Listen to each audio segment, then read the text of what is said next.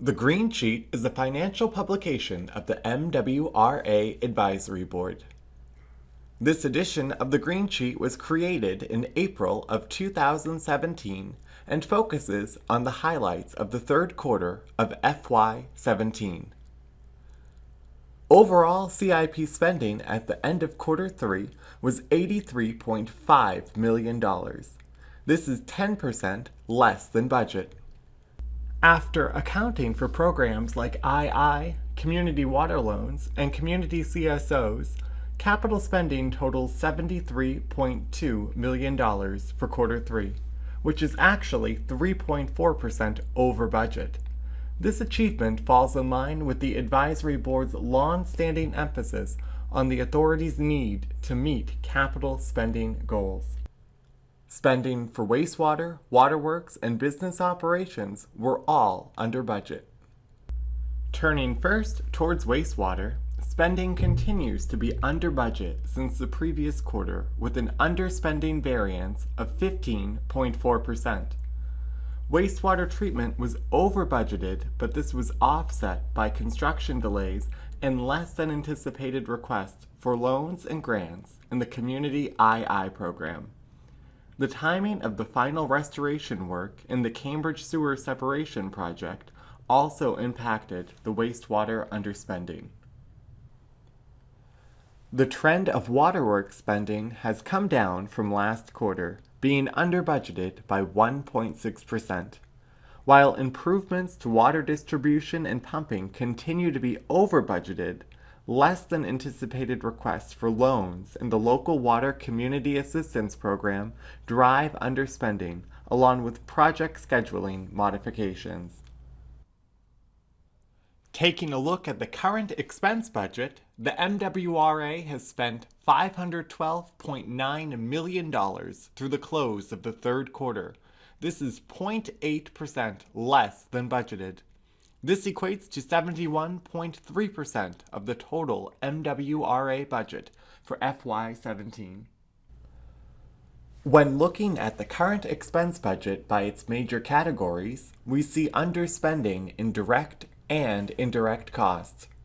Indirect costs were 1.2% lower than budget. This was due to lower than budgeted insurance claims and an over-accrual in FY16 for watershed management operating expenses. Underspending for direct costs totaled $3.8 million, or 2.4%, and was driven primarily by underspending in wages and salaries, utilities, other materials, and fringe benefits. Wages and salaries continue to be underspent. Through quarter 3, this line was under budget by $2.5 million, or 3.4%. The number of average full-time equivalent positions continues to be lower than budgeted due to the timing and backfilling of vacant positions. The Advisory Board continues to explore policy ideas with respect to staffing levels. This includes the Advisory Board's FY17 recommendation of the authority assuming an attrition vacancy rate for these costs.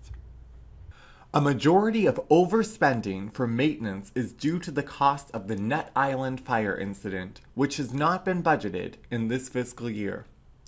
Going back to debt service, expenses for the close of quarter 3 were $327.9 million. This figure includes an $11.7 million defeasance account transfer, which brings debt service actual spending to the quarter 3 budgeted levels. Debt service expenses include the principal and interest payments for fixed debt, variable rate debt, and SRF payments for the state clean water trusts. The Eversource Cross Harbor cable remains on the radar of the Advisory Board. This Eversource issue has been ever growing as the expected date for the dredging of Boston Harbor moves closer. This issue goes back to the late 1980s when an electric cable was constructed below Boston Harbor to power the Deer Island treatment plant. The construction, overseen by what is now Eversource Energy, failed to install the cable at the required depth below the harbor. As a result, the Army Corps of Engineers is now requiring that the cable be modified so dredging to the harbor can be completed. Even with the finalization of the FY18 budget drawing near, there is much uncertainty over how the Eversource cable modifications will impact MWRA rates. There are still plenty of variables in the project that are not fully determined yet. These include the project's size, timeline, and cost. The Advisory Board will continue to bring ratepayers updates on the cross-harbor cable and its impact on future budgets as we move closer to the final FY18 budget vote. This has been an update on the MWRA spending through the third quarter of FY17.